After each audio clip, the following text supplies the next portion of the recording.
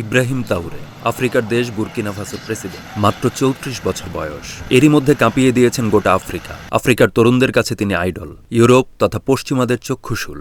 সপ্তাহ দুয়েক আগে আইএমএফ, বিশ্বব্যাংক ও পশ্চিমা দেশের শাসকদের ভণ্ডামি নিয়ে দীর্ঘ এক ভাষণ দেন তিনি। তার ভাষণের কথা আফ্রিকার মতো বিশ্বের সব পশ্চিমা পীড়িত দেশের জন্য সত্য। তুলে ধরা হল পুরো বক্তৃতার অনুবাদ। জাতি হিসেবে এমন কিছু সময় আসে যখন চুপ থাকার মানে বিশ্বাসঘাতকতা, যখন ক্রমাগত বাধ্য থাকাটা আত্মহত্যারই শামিল, আর যে হাত আপনাকে গলা টিপে ধরছে সেই হাতের কাছে মাথা নত করাটা আর কূটনীতি থাকে না, তা হয় স্রেফ আত্মসমর্পণ। আমার নাম ক্যাপ্টেন ইব্রাহিম পাওয়ে। পেশাদার কূটনীতিকদের মতো আমার কথায় তেমন মসৃণতা নেই। আমার গায়ে মাখা নেই বহুজাতিক কোম্পানির উঁচু মহলের সুগন্ধি। আমি ওয়াশিংটনে প্রশিক্ষণ নেইনি, জেনেভাতেও গড়ে উঠিনি। আমি কথা বলছি সেই যুদ্ধক্ষেত্র থেকে যেখানে আমার মানুষের রক্ত ঝরছে এবং এই মাটি তার সাক্ষী। আমি কথা বলছি এমন এক জাতির পক্ষে যাদের দীর্ঘকাল ধরে দাদন ব্যবসায়ের জালে বন্দির মতো ব্যবহার করা হয়েছে, বা আইএমএফের সঙ্গে কথা বলছি। কম্পিত হতে নয়, বরং শতাব্দীর পর শতাব্দী ধরে আফ্রিকার যন্ত্রণা এবং এখন আফ্রিকার জাগরণের গভীরে প্রথিত এক কণ্ঠস্বরে। দীর্ঘকাল ধরে আইএমএফ নিজেদেরকে অসুস্থ জাতিগুলোর জন্য অর্থনৈতিক ব্যবস্থাপত্র দানকারী এক দয়ালু চিকিৎসক হিসেবে জাহির করে এসেছে। কিন্তু আমরা যা শিখেছি, যা ভোগ করেছি, তা হল আপনার ওষুধ প্রায়শই রোগীকে মেরে ফেলে। আপনাদের ঋণ হাসিমুখ নিয়ে আসে, কিন্তু সেগুলো চুক্তিতে মোড়ানো বিষাক্ত তীর। আপনারা স্থিতিশীলতার কথা বলেন, কিন্তু উপহার দেন শ্বাসরোধ। আপনারা সংস্কারের কথা বলেন, কিন্তু যা আপনারা প্রকৃতই বোঝান তা হল বিদেশি গবেষণাগারে তৈরি মডেলের প্রতি আনুগত্য, যা আফ্রিকার মাটির জন্য কখনোই তৈরি হয়নি। কিন্তু আমরা আপনার পরীক্ষাগার নই, আমরা আপনার পরীক্ষা নিরীক্ষার গিনিপিগ নই, আমরা আপনার অর্থনৈতিক দাবা খেলার ঘুঁটি নই। বুর্কিনা ফাসো ও গোটা আফ্রিকা জেগে উঠছে, আর যখন আমরা জেগে উঠি তখন শ্বাস নেওয়ার জন্য আর অনুমতি চাই না। আপনারা জানেন, আমি ঋণ বাতিলের কারণে কাকুতি মিনতি করতে আসিনি, আমি ত্রাণ ভিক্ষা করতেও আসিনি।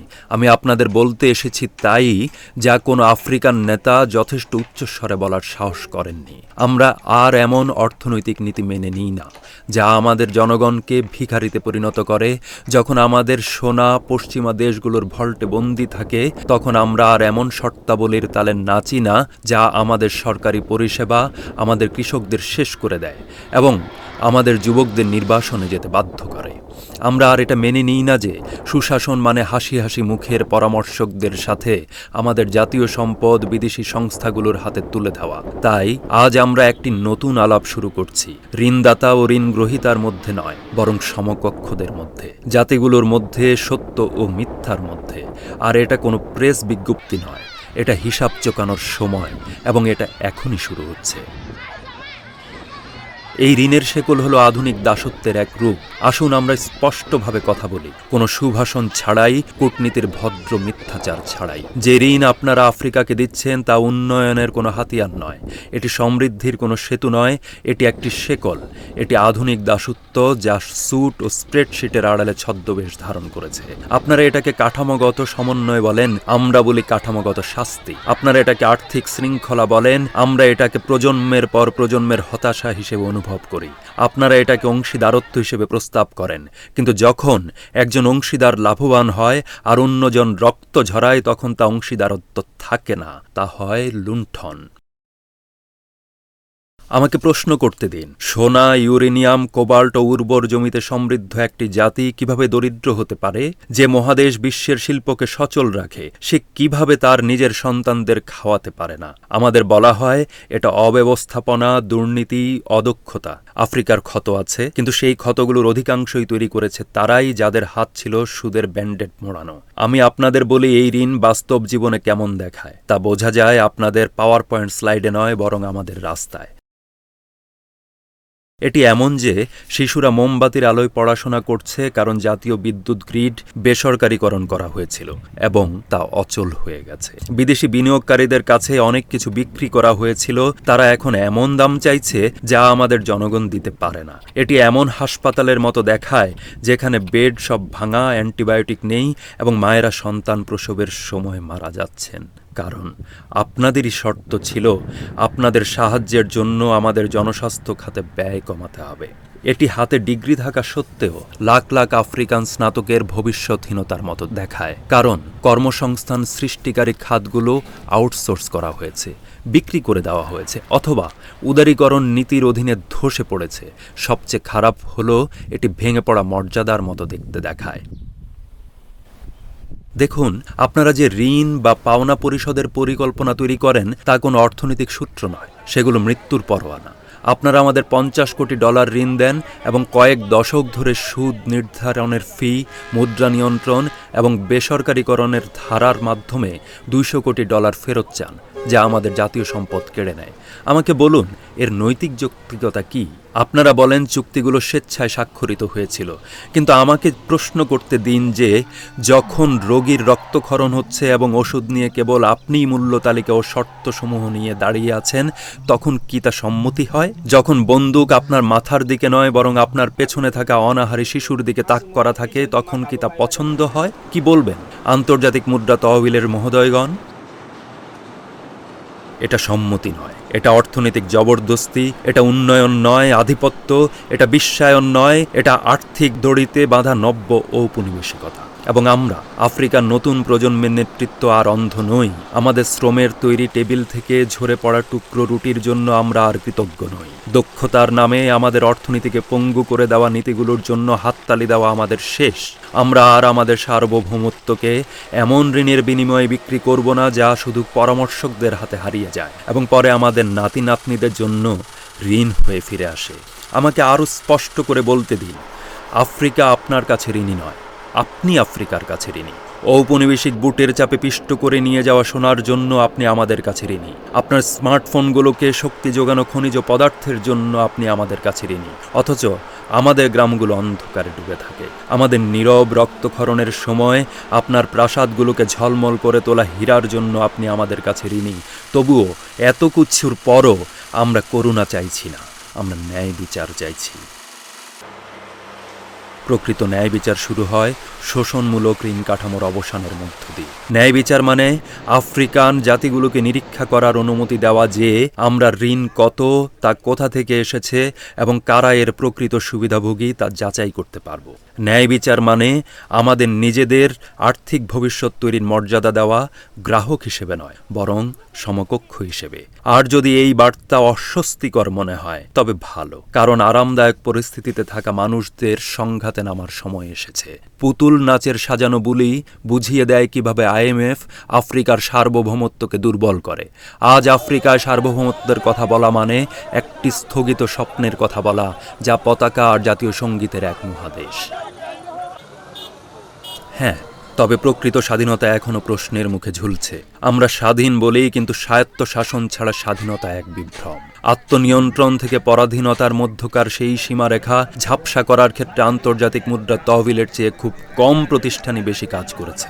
আপনারা আমাদের শাসন করেন না, তবুও আপনারা আমাদের বাজেট তৈরি করেন। আপনারা আমাদের নির্বাচনে ভোট দেন না, তবুও আপনাদের অনুমোদন নির্ধারণ করে যে আমাদের অর্থনীতি ধসে পড়বে নাকি শ্বাস নেবে। আপনারা নিরপেক্ষতার দাবি করেন, তবুও আপনাদের প্রভাবের কালি আমাদের প্রণীত আইনগুলোতে গভীরভাবে মিশে আছে। আমরা যে নেতাদের নিয়োগ করি তাদের এবং আমাদের নিজস্ব আকাঙ্ক্ষার সীমাতেও এর প্রভাব আছে। এটি অবশ্য আর্থিক সাহায্য নয়, এটি রাজনৈতিক কূটকৌশল। আপনারা বোমা নিয়ে আসেন না, আসেন ব্রিফকেস আর নীল নকশা নিয়ে, কিন্তু ক্ষতি প্রায়শই একই রকম হয়। আপনাদের প্রযুক্তিগত ভাষার পেছনে লুকিয়ে থাকে একটি নীরব অস্ত্র, তার নাম শর্তাবলী। এটি বিনয়ের সাথে শুরু হয়। তারা বলে ভর্তুকি কমান, আপনাদের বাজার উদার করুন, মুদ্রার অবমূল্যায়ন করুন। তারা বলে এগুলি কেবল সুপারিশ। কিন্তু যখন প্রত্যাখ্যানের মূল্য নিশ্চিত, ক্ষুধার্ত থাকা, তখন সুপারিশগুলো কিসের? যখন পরবর্তী ঋণ এবং পরবর্তী শ্বাস প্রশ্বাস আনুগত্যের উপর নির্ভর করে, তখন প্রস্তাবগুলো কিসের? আসুন আমরা এমন ভান না করি যে আপনারা আমাদের অভ্যন্তরীণ বিষয়গুলো সব বুঝে গেছেন। আমাদের বলা হয়েছিল যে কাঠামোগত সমন্বয় দক্ষতা তৈরি করবে, পরিবর্তে এটি নির্ভরতা তৈরি করেছে। আমাদের বলা হয়েছিল যে কৃচ্ছতার দুর্নীতি দূর করবে, পরিবর্তে এটি আশাকে দূরে ঠেলেছে। আমাদের বলা হয়েছিল যে মুক্তবাজার আমাদের ওপরে উঠাবে, পরিবর্তে এটি আমাদের সম্পদে ওপরে তুলে নিয়ে বিদেশে পাচার করে নিয়েছে। এবং যখন আমাদের জনগণ প্রতিবাদ করে, যখন তারা ক্রোধে, ক্ষুধায় এবং অপূর্ণ চাহিদার যন্ত্রণায় জেগে ওঠে, তখন আপনারা দায়িত্ব নেন না, আপনারা পিছিয়ে যান, দাবি করেন আপনারা কেবল দর্শক। কিন্তু ইতিহাস দেখছে আপনারা ধোয়া তুলসী পাতা নন। ঘানা থেকে জাম্বিয়া, সেনেগাল থেকে কেনিয়া আমরা একই ঘটনা ঘটতে দেখছি। পানি পর্যন্ত বেসরকারীকরণ করতে নেতাদের বাধ্য করা হয়েছে শুধুমাত্র বিদেশি কোম্পানিগুলোর জন্য। তারা যাতে দাম বাড়িয়ে পানিকে সাধারণ মানুষের নাগালের বাইরে নিয়ে যেতে পারে। সস্তা আমদানির মাধ্যমে কৃষকদের দুর্বল করা হয়েছে, যা স্থানীয় শিল্পকে ধ্বংস করেছে। মন্ত্রীদের বাজেট ভারসাম্য রক্ষার জন্য স্কুলের খরচ কমাতে বলা হয়, যেখানে বিদেশি ঋণ পরিশোধ বাড়তে থাকে। যদি আমরা প্রতিরোধ করার সাহস করি, যদি আমরা আপনাদের মডেলগুলোকে প্রশ্ন করি বা আপনাদের প্রেসক্রিপশন প্রত্যাখ্যান করি, তাহলে আমরা কালো তালিকাভুক্ত হই। আমরা ক্রেডিট রেটিং কমানো হয়, আমাদের মুদ্রার ওপর আক্রমণ করা হয়, আমাদের নেতাদের আন্তর্জাতিক মিডিয়াতে উগ্রবাদী, অস্থির বা জনতুষ্টিবাদী হিসেবে অপবাদ দেওয়া হয়। কিন্তু একটি দেশকে, তার জনগণকে খাওয়ানো এবং যে ঋণ থেকে সে কখনোই উপকৃত হয়নি, সেই ঋণের কিস্তি পরিশোধের মধ্যে একটিকে বেছে নিতে বাধ্য করার চেয়ে বেশি উগ্রবাদী আর কি হতে পারে?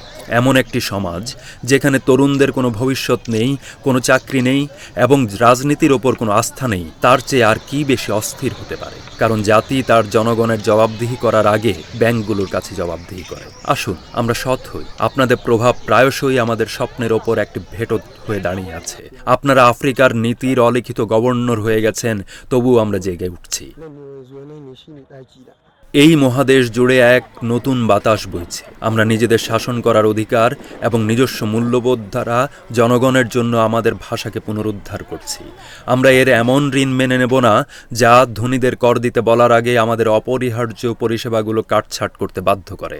আমরা আর এমন পরামর্শকদের সহ্য করব না যারা আমাদের জাতীয় কৌশলগুলো তৈরি করে অথচ আমাদের অধ্যাপকেরা বেতন পান না। আমরা আর এমন প্রতিষ্ঠানের কাছে মাথা নত করব না যারা নাগরিকদের কাছে নয় বরং শেয়ার হোল্ডারদের কাছে জবাবদিহি করে। আইএমএফের প্রতি আমি স্পষ্ট ও শান্তভাবে বলছি, আমরা সার্বভৌম থাকব, এমনকি যদি এর অর্থ হয় আপনাদের ঋণ প্রত্যাখ্যান করা, তারপরও এমনকি যদি এর অর্থ হয় ধীর প্রবৃদ্ধি কিন্তু তা আমাদের নিজস্ব, এমনকি যদি এর অর্থ হয় আপাতত কষ্ট কিন্তু দীর্ঘমেয়াদে তাই স্বাধীনতা। আফ্রিকার আর পণ্ডিতের প্রয়োজন নেই, তার অংশীদার প্রয়োজন। আর যদি আপনারা আমাদের সাথে সমানভাবে চলতে না পারেন তাহলে সরে দাঁড়ান, কারণ আমরা এগিয়ে যাচ্ছি এবং এবার এগোনোর সুতোটা কেটে দেওয়া হচ্ছে। আমরা এমন একটি ব্যবস্থার জন্ম নিয়েছি যা আমরা তৈরি করিনি। সাম্রাজ্যবাদিতার আগুনে তৈরি একটি বৈশ্বিক ব্যবস্থা যা সম্পদ লুণ্ঠনের জন্য চুক্তি, আইন ও প্রাতিষ্ঠানিকতা দান করে, যা আজও আমাদের শাসন করে চলছে। যখন ঔপনিবেশবাদীরা চলে গিয়েছিল তখন তারা ন্যায্যতা রেখে যায়নি। তারা এমন কাঠামো রেখে গিয়েছিল যা ক্ষমতাকে নয় বরং শোষণকে প্রতিষ্ঠা করার জন্য তৈরি হয়েছিল। আপনারা দেখুন, সমস্যা শুধু আইএমএফ নয়, পুরো কাঠামো, বাণিজ্য, অর্থ, ঋণ, বৈশ্বিক ক্ষমতার সেই সমস্ত নিয়ম যা আফ্রিকাকে নিচে রাখার জন্য তৈরি করা হয়েছে। এটি ঈশ্বর দ্বারা নয়, প্রকৃতি দ্বারা নয়, বরং মানুষ দ্বারা তৈরি। আমাকে একটি সহজ প্রশ্ন করতে দিন, কেন আমরা বিশ্বের 60% আবাদযোগ্য ভূমির মহাদেশ হয়েও এখনো খাদ্য আমদানি করি? কেন আমরা যারা সোনা, হীরা, তেল, লিথিয়ামের ওপরে বসে আছি আমাদের বিদেশি সাহায্যের প্রয়োজন হয়? কারণ আপনাদের খেলাটা কখনোই ন্যায্য ছিল না। আমাদের কাঁচামালের রপ্তানিকারক বানানো হয়েছিল, শিল্পের নির্মাতা নয়। বৈশ্বিক অর্থনীতিতে আমাদের পাঠ দেওয়া হয়েছিল একটি বিয়োগান্তক নাটকের অভিনেতাদের মতো। আপনারা উৎপাদন করেন, তারা প্রক্রিয়াজাত করে। আপনারা আহরণ করেন, তারা উৎপাদন করে। আপনারা ঋণ নেন, তারা ঋণ দেয়। প্রতিবার যখন আমরা চিত্রনাট্য বদলের চেষ্টা করি তখনই শাস্তি নেমে আসে। ক্রেডিট রেটিং এজেন্সি, বহুজাতিক লবিস্ট প্রতিষ্ঠানগুলো নিষেধাজ্ঞার হুমকি দেয়। প্রযুক্তি জায়ান্টরা বিনিয়োগ প্রত্যাহার করে নেয়। তাদের মিডিয়া আমাদের অস্থির বলে আখ্যায়িত করে। কিন্তু একটি মহাদেশ যেখানে 140 কোটি মানুষ জলবায়ু পরিবর্তনে সবচেয়ে কম অবদান রাখে অথচ সবচেয়ে বেশি ভোগে, সেই বিশ্বের চেয়ে আর কি বেশি অস্থির হতে পারে? কোকো চাষি এবং কৃষকেরা যারা বিশ্বের মিষ্টির চাহিদা পূরণ করে, তারা চকোলেট কিনতে পারে না। এর চেয়ে বেশি আর কি অযৌক্তিক হতে পারে? যেসব দেশ একসময় উপনিবেশ স্থাপনকারী ছিল তারা এখন আমাদের সুশাসন সম্পর্কে জ্ঞান দিচ্ছে, অথচ আফ্রিকার অভিজাতরা চুরি করা সম্পদ তাদের ব্যাংকগুলোতে নিশ্চিত আশ্রয় পাচ্ছে। এর চেয়ে বড় আর কি অন্যায় হতে পারে? তবুও তারা এই ব্যবস্থাকে মেধাভিত্তিক শাসন বলে। তারা বলে আরও কঠোর পরিশ্রম করো, তারা বলে আরও স্বচ্ছ হও, তারা বলে বিনিয়োগ আকর্ষণ করো। কিন্তু তারা যা বলে না তা হলো স্কোরবোর্ড শুরু থেকেই কারচুপি করা ছিল, নিয়মগুলো কখনোই নিরপেক্ষ ছিল না, এবং রেফারিরা ডব্লিউটিও, বিশ্বব্যাংক, আইএমএফ সেই একই দলের সেবা করে যারা সব সময় জিতে এসেছে। একটি উদাহরণ দিই, যখন আমরা ভর্তুকি দিয়ে স্থানীয় কৃষকদের সহায়তা করার চেষ্টা করি তখন আমাদের বলা হয় এটি বাজারকে নষ্ট করে, অথচ যুক্তরাষ্ট্র ও ইউরোপ প্রতি বছর তাদের নিজেদের কৃষকদের জন্য শত শত বিলিয়ন খরচ করে এবং এটাকে তারা সুরক্ষা বলে। যখন আমরা কর্মসংস্থান তৈরির জন্য রাষ্ট্রীয় শিল্প গড়তে চেষ্টা করি তখন আমাদের বলা হয় এটি অদক্ষ ব্যবস্থা। অথচ তাদের সবচেয়ে ধনী কর্পোরেশনগুলো রাষ্ট্রীয় অর্থায়নে পরিচালিত উদ্ভাবন, নাসা থেকে যুদ্ধের চুক্তি থেকে সরকারি গবেষণা থেকে জন্ম নিয়েছে। যখন আমরা শোষণমূলক খনিজ চুক্তি নিয়ে আপত্তি জানাই তখন তারা বলে আমরা ব্যবসার প্রতি বিরূপ। কিন্তু $100 মূল্যের আর সম্পদ আহরণ করে মাত্র $3 মূল্যের স্কুল রেখে যাওয়া কি আরও বেশি বিরূপতা নয়? আফ্রিকা সহানুভূতি চাইছে না, আমরা ন্যায্যতা দাবি করছি। করুণা নয় ন্যায় বিচার, ভিক্ষা নয় সমান অবস্থান। আমরা পৃথিবীর সবচেয়ে নবীন মহাদেশ, তবুও বৈশ্বিক অর্থনীতি আমাদের এমনভাবে দেখে যেন আমাদের কাছে শ্রম আর ভূমি ছাড়া আর কিছুই দেওয়ার নেই। কিন্তু আমাদের মূল্য আমাদের মাটির নিচে যা আছে তাতে নয়, তা আছে আমাদের মানুষের মধ্যে। তারা বলেছিল সিস্টেম কাজ করে, আমরা বলি কার জন্য? এখন সময় হয়েছে আমাদের বাদ দিয়ে লেখা নিয়মগুলো মেনে চলা বন্ধ করার এবং সেগুলোকে আমাদের নিজেদের মতো করে নতুন করে লেখার। আমরা সেতু পোড়াতে চাই না, তবে আমরা এমন সেতু দিয়ে হাঁটব না যা কেবল আরও কঠিন সেকুলের দিকে নিয়ে যায়। তাই পরিষ্কারভাবে শুনুন, আমরা ভাঙা নই, এই ব্যবস্থাটিই ভাঙা। এবং যদি এটি স্বেচ্ছায় পরিবর্তিত না হয় তাহলে আমরা সানকারা, নক্রুমা, লুমুম্বা এবং আমাদের সন্তানেরা তা করব। কারণ আমরা এত দূর কেবল টিকে থাকার জন্য আসিনি, আমরা এসেছি সমৃদ্ধির জন্যে। আমরা তা করার জন্যে আর অনুমতির অপেক্ষা করব না। আত্মনির্ভরশীলতার মাধ্যমে নতুন সার্বভৌমত্ব অর্জন করব। এখন যেহেতু আমরা অন্যায়ের কথা বলছি, আসুন পুনর্জন্মের কথা বলি। আফ্রিকাকে অন্তর্ভুক্তির জন্য ভিক্ষা করতে হবে না। আফ্রিকার কোনো ত্রাণকর্তা, কোনো বক্তৃতা, কোনো শর্তের প্রয়োজন নেই। আমাদের প্রয়োজন একটি নতুন পথ, যা আমাদের নিজেদের হাতে তৈরি হবে, আমাদের নিজস্ব দৃষ্টিভঙ্গি দ্বারা পরিচালিত হবে এবং আমাদের নিজস্ব মূল্যবোধে প্রথিত থাকবে। আত্মনির্ভরশীলতা বিচ্ছিন্নতা নয়, এটি অহংকার নয়, এটি মর্যাদার পুনরুদ্ধার, নিজের পায়ে দাঁড়ানোর সিদ্ধান্ত। এমনকি যখন আমাদের পায়ের নিচে মাটি কাঁপে তখনও আমি স্পষ্ট করে বলতে চাই, আমরা অংশীদারত্ব প্রত্যাখ্যান করছি না, তবে আমরা এর শর্তাবলী নতুন করে লিখতে চাই। দীর্ঘদিন ধরে অংশীদারত্ব মানে ছিল নির্ভরতা। এর অর্থ ছিল অনুমোদন, অনুদান এবং ঋণের জন্য অপেক্ষা করা। যখন আমাদের জনগণ অনাহারে ভুগছিল এবং আমাদের তরুণেরা সাগর পাড়ি দিচ্ছিল তখনকার কথা। এটি অংশীদারত্ব নয়, এটি বন্ধুত্বপূর্ণ হাসিতে মোড়ানো দাসত্ব। তাই আমাদের ভিন্নভাবে গড়ে তুলতে হবে, আর এটা শুরু হচ্ছে 5টি নীতি দিয়ে। প্রথমত, আগে খাওয়ার ব্যবস্থা করা। কোনো জাতি প্রকৃত সার্বভৌম নয় যদি সে তার জনগণকে খাওয়াতে না পারে। যখন অন্য দেশের খরা আমাদের রুটির দাম নির্ধারণ করে তখন আমরা স্বাধীনতার কথা কিভাবে বলতে পারি? আমাদের কৃষিতে বিনিয়োগ করতে হবে। এটা বেঁচে থাকার হাতিয়ার হিসেবে নয়, বরং শক্তির স্তম্ভ হিসেবে। কৃষি বীজের সার্বভৌমত্ব থেকে শুরু করে সেচ পর্যন্ত, সমবায় কৃষি থেকে কৃষি প্রক্রিয়াজাতকরণ পর্যন্ত। আফ্রিকাকে টিকে থাকার অবস্থা থেকে প্রাচুর্যের দিকে উঠতে হবে। প্রতিটি গ্রামকে খাদ্য সুরক্ষার দুর্গ হতে হবে, আর জাতিকে শিক্ষিত ও মুক্ত করার নির্মাতা হতে হবে প্রতিটি কৃষককে। উপনিবেশবাদ সবচেয়ে বিপজ্জনক যে অস্ত্রটি রেখে গিয়েছিল তা বন্দুক ছিল না, সেটি ছিল সিলেবাস বা পাঠ্যক্রম। এটি এমন একটি পাঠ্যক্রম যা আমাদের বিদেশি রাজাদের সম্পর্কে শেখায় কিন্তু আমাদের নিজেদের বীরদের সম্পর্কে কিচ্ছু বলে না, যা বিদেশি দার্শনিকদের প্রশংসা করে কিন্তু আফ্রিকার বিজ্ঞান, উদ্ভাবন ও জ্ঞানকে উপেক্ষা করে। আমাদের অবশ্যই শিক্ষা ব্যবস্থা নতুন করে গড়তে হবে। এমন শিশুদের গড়ে তোলার জন্য কাজ করতে হবে যারা তাদের মূল্য জানে, যারা উদ্দেশ্য নিয়ে কিছু তৈরি করে, যারা গর্বের সাথে উদ্ভাবন করে। আসুন আমরা ফসলের পাশাপাশি কোডিং শেখাই। আমাদের স্কুলগুলো স্বাধীনতার পরীক্ষাগার হোক। আমাদের শুধু পরীক্ষায় পাশ করার জন্য নয়, বরং ভবিষ্যৎ গঠনের জন্য শিক্ষা দিতে হবে। কাঁচামাল আফ্রিকা থেকে চলে যায় আর তৈরি পণ্য হয়ে 10 গুণ বেশি দামে ফিরে আসে। এভাবেই এই দস্যুতা বাণিজ্যের মুখোশ পরে আসে। আমাদের স্থানীয়ভাবে প্রক্রিয়াজাত করতে হবে, উৎপাদন করতে হবে এবং উদ্ভাবন করতে হবে। শুধু খনির মালিক হওয়াই যথেষ্ট নয়, আমাদের শোধন, প্যাকেজিং এবং মুনাফা অর্জনের উপায়গুলোরও মালিক হতে হবে। আমাদের আফ্রিকান ব্যবসাগুলোকে সমর্থন করতে হবে, আমাদের নবীন শিল্পগুলোকে রক্ষা করতে হবে এবং আমদানির প্রতি আসক্তি বন্ধ করতে হবে। এভাবেই আমাদের কর্মসংস্থান তৈরি করব, এভাবেই আমরা আমাদের সীমান্তের মধ্যে সম্পদ ধরে রাখব। পৃথিবী আফ্রিকায় আসুক, শুধু নেওয়ার জন্য নয়, বরং কেনার জন্য। একটি খণ্ড বিখণ্ড আফ্রিকা হলো একটি দুর্বল আফ্রিকা।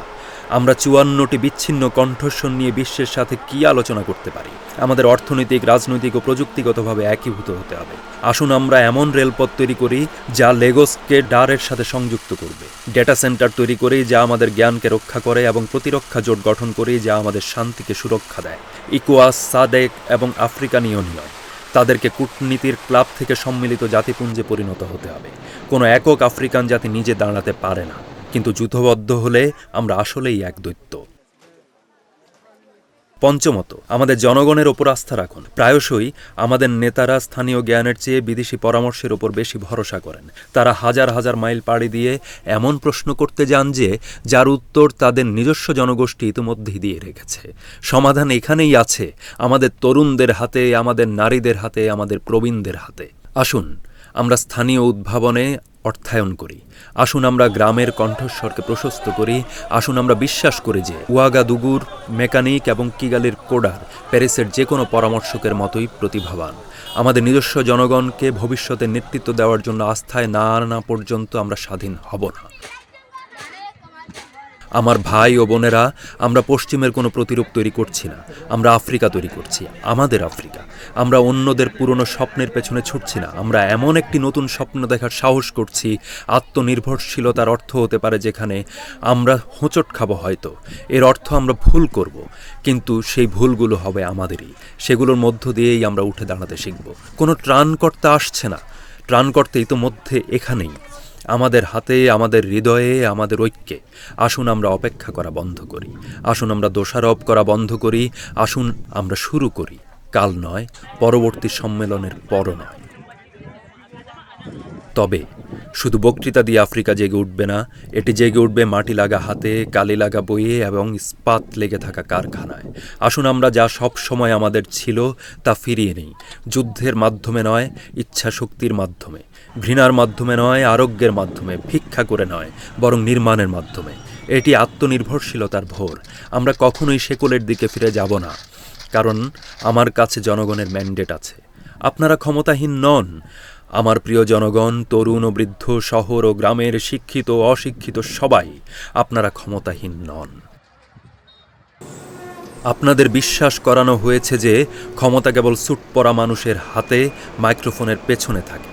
বিশ্বাস করানো হয়েছে যে ভবিষ্যৎ তাদের দ্বারা নির্ধারিত হয় যারা বহু দূরে উঁচু দালানে বসে থাকে। অথচ আপনাদের জীবন নিয়ে সিদ্ধান্ত এমন বদ্ধ কক্ষে নেওয়া হয় যেখানে আপনাদের কষ্টের কোনো জানালা নেই। কিন্তু আমি স্পষ্টভাবে বলতে চাই, প্রকৃত ক্ষমতা ওপর থেকে শুরু হয় না, শুরু হয় নিচ থেকে, আপনাদের কাছ থেকে শুরু হয়। যে কৃষক ভোরের আগে ওঠে, যে মা নিজের আগে সন্তানদের খাওয়ায়, যে সৎ মানুষ ক্ষুধার্ত থাকলেও চুরি করতে অস্বীকার করে, যে মেয়েটি প্রতিদিন 5 মাইল হেঁটে পড়তে যায়, রাস্তার বিক্রেতা, মেকানিক, নার্স, দর্জি, শিক্ষক ও জলবাহক, আপনারাই ভিত্তি, আপনারাই আফ্রিকার প্রাণ স্পন্দন। কিন্তু এখানে একটা ট্র্যাজেডি আছে। আপনাদের শেখানো হয়েছে অপেক্ষা করতে এই আশায় যে পরিবর্তন অন্য কারো কাছ থেকে আসবে। যখন আপনাদের কাছে রুটির টুকরো ছোড়া হয়, তখন হাততালি দিতে হয়, কর্তৃপক্ষের ওপর প্রশ্ন করতে ভয় পেতে হয়, এমনকি সেই কর্তৃপক্ষ আপনাদের রক্ষা করতে ব্যর্থ হলেও। এই মানসিকতার অবসান ঘটাতে হবে। আমাদের এই অদৃশ্য দেয়াল ভেঙে ফেলতে হবে, যে দেয়াল নেতাদের থেকে জনগণকে, অভিজাতদের থেকে প্রতিদিনের নায়কদের আলাদা করে রাখে।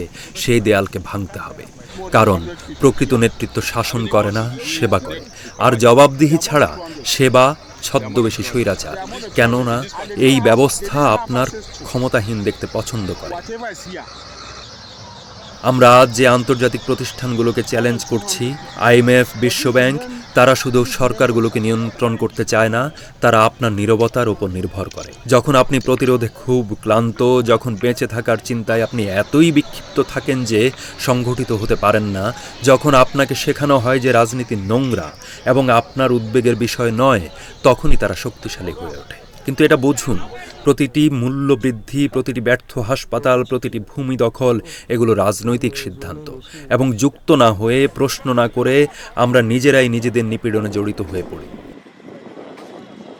তবে একবার জনগণ জেগে উঠলে পরিস্থিতি পাল্টে যাবে। তরুণেরা একবার নীরব থাকতে অস্বীকার করলে, একবার মায়েরা ক্ষমতার সামনে সত্য বললে, একবার প্রবীণরা তাদের কণ্ঠের শক্তি মনে করালে, শুধু IMF নয়, কোনো স্বৈরা শাসক, কোনো পাপেট শাসকও আর টিকতে পারবে না।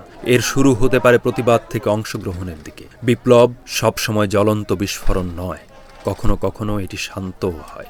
এটি ঘটে যখন একজন তরুণ ভোটার হিসেবে নাম নিবন্ধন করে, যখন একজন নারী ঘুষ দিতে অস্বীকার করে, যখন প্রতিবেশীরা সরকারের জন্য অপেক্ষা না করে একটি ভাঙা রাস্তা ঠিক করার জন্য একত্রিত হয়।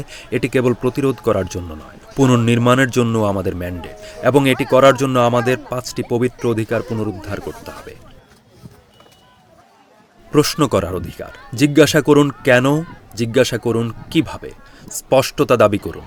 গ্রামের প্রধানই হোক বা প্রেসিডেন্ট, কর্তৃপক্ষকে অবশ্যই আপনাদের কাছে জবাবদিহি করতে হবে। সংগঠিত হওয়ার অধিকার। হাতে হাত মেলান, ইউনিয়ন তৈরি করুন, সমবায় গঠন করুন, ব্যক্তি হিসেবে নয়, বরং একটি ঐক্যবদ্ধ কণ্ঠস্বর হিসেবে দাঁড়ান। তথ্য জানার অধিকার। জানুন কে আপনার জমি দখল করে আছে এবং আপনার কর কোথায় যায়। জ্ঞানী শক্তি, এবং এটি আপনাদের অধিকার। প্রত্যাখ্যান করার অধিকার। অন্যায় প্রত্যাখ্যান করুন, কারসাজি প্রত্যাখ্যান করুন, খুঁটি হতে অস্বীকার করুন। প্রতিরোধী আপনাদের পবিত্র উত্তরাধিকার। স্বপ্ন দেখার অধিকার। শুধু পালানোর নয়, পরিবর্তনের স্বপ্ন দেখুন। আপনার সন্তানেরা যে আফ্রিকার যোগ্য, সেই আফ্রিকার ছবি আঁকুন এবং আজ থেকে তা তৈরি করা শুরু করুন। এটি কেবল সরকারের লড়াই নয়। হ্যাঁ, নেতৃত্ব গুরুত্বপূর্ণ। হ্যাঁ, দুর্নীতি অবশ্যই নির্মূল করতে হবে। হ্যাঁ, পুতুল শাসনের অবশ্যই পতন হতে হবে। কিন্তু একটি ন্যায়পরায়ণ আফ্রিকা কেবল রাজনৈতিক ইচ্ছাশক্তির ওপর ভিত্তি করে গড়ে উঠতে পারে না। এর জন্য প্রয়োজন একটি জাগ্রত জনগোষ্ঠী, এমন একটি জনগোষ্ঠী যারা আপোষ করতে রাজি নয়, এমন একটি জনগোষ্ঠী যারা আর ভয় দ্বারা শাসিত হবে না, বরং দৃঢ় বিশ্বাস দ্বারা পরিচালিত হবে।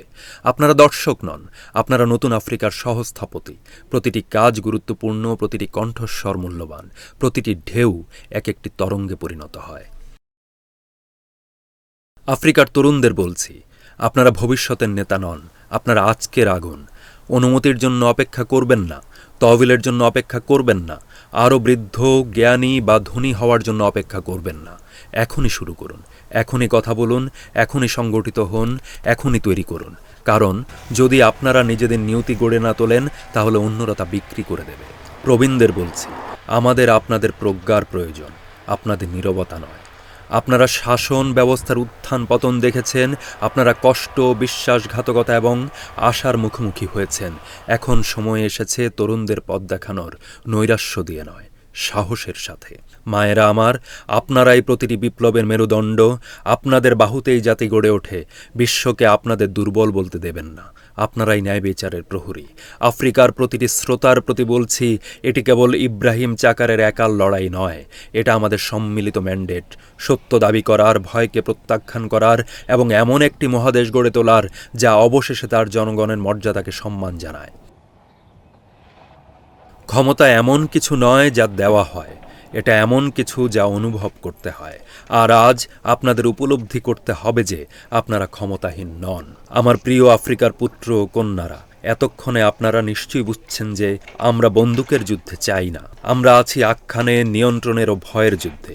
যে প্রতিষ্ঠানগুলো আমাদের শেকলবদ্ধ করে রেখেছে, যাদের IMF, বিশ্বব্যাংক বলা হয়, অথবা সেই নীরব অভিজাত শ্রেণী যারা কখনো মুখ দেখায় না, তারা আমাদের সেনাবাহিনীকে ভয় পায় না।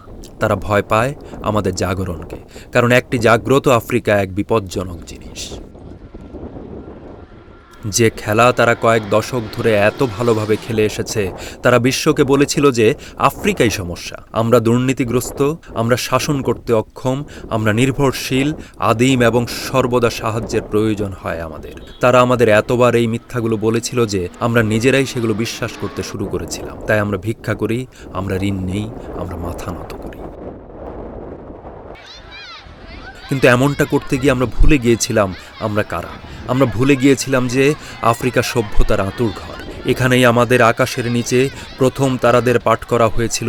ভুলে গিয়েছিলাম যে আমাদের পূর্বপুরুষরাই বিশ্বকে শিখিয়েছিলেন ওষুধ, জ্যোতির্বিজ্ঞান, কৃষি ও আধ্যাত্মিকতা সম্পর্কে।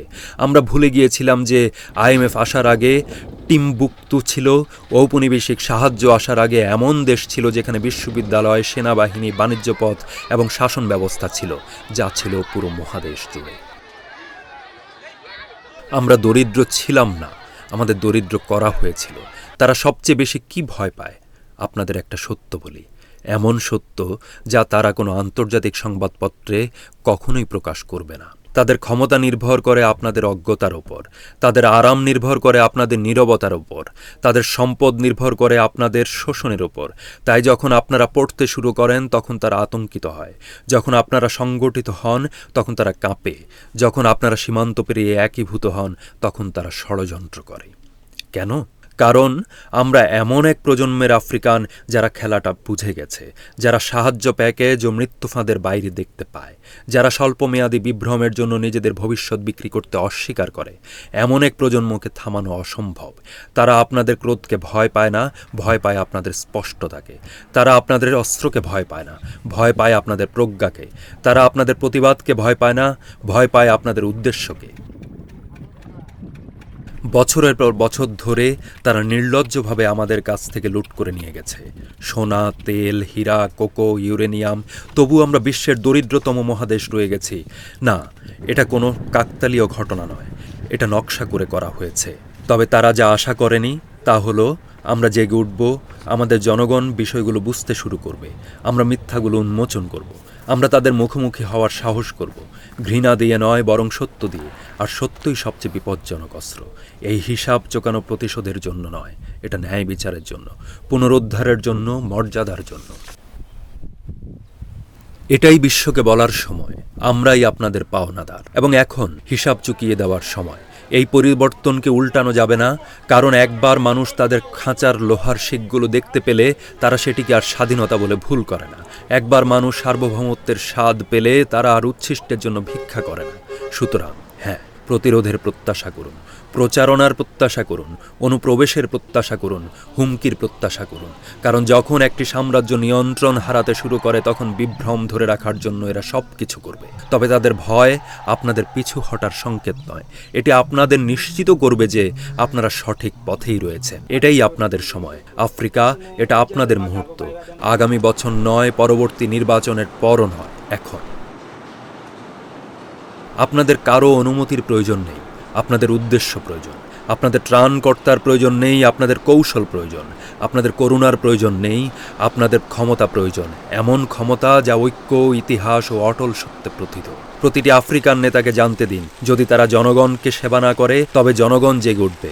প্রতিটি বিদেশি বিনিয়োগকারীকে জানতে দিন, যদি তারা শোষণ করতে আসে তবে তাদের মুখোশ উন্মোচিত হবে। আর আফ্রিকার প্রতিটি তরুণকে জানতে দিন, আপনাদের সময় এসে গেছে।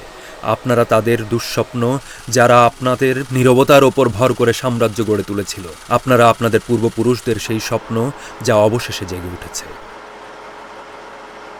আমার কণ্ঠস্বর শুনছে এমন প্রতিটি তরুণ আফ্রিকানকে বলছি, প্রত্যেক প্রবীণ যারা সত্যকে বাঁচিয়ে রেখেছেন এবং ফিসফিস করে গল্প শুনিয়েছেন, প্রত্যেক মা যারা খালি প্লেট সামনে নিয়ে অটল আশায় প্রার্থনা করেন, প্রত্যেক শিশু যারা ধুলোমাখা পথে খালি পায়ে হেঁটে আরও বড় কিছুর স্বপ্ন দেখে, এখন আমার কথা স্পষ্ট করে শুনুন। আফ্রিকান হিসাব চোকানোর যুগ শুরু হয়েছে।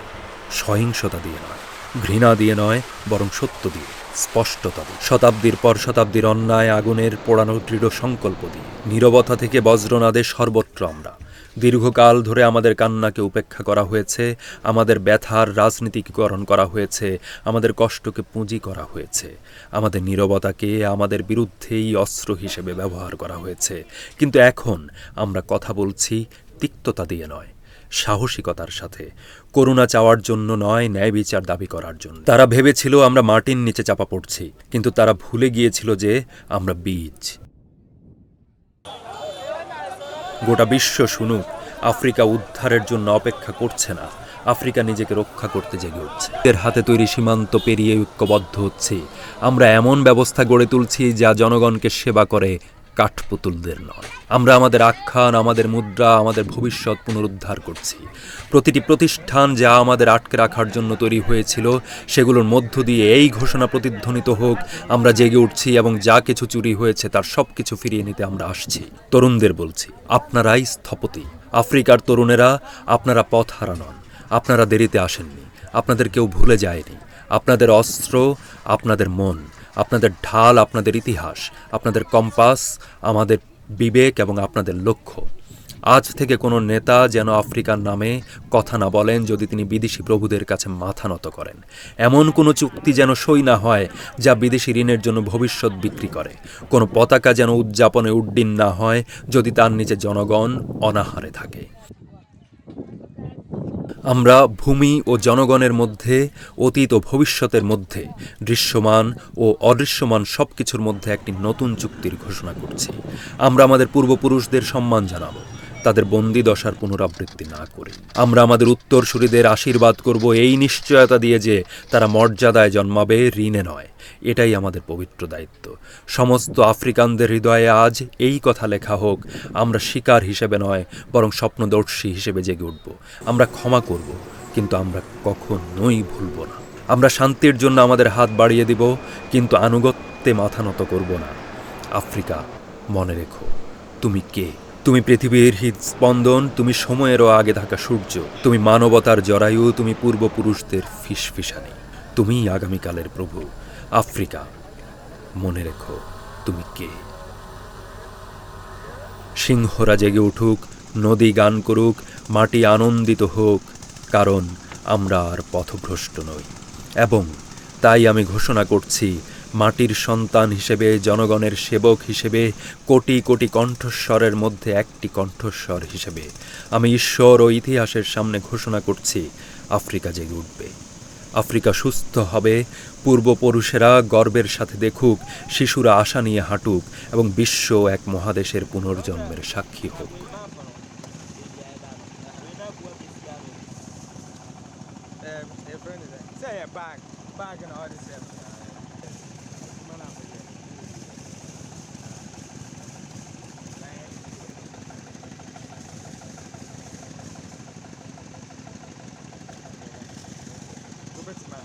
Kein Männer.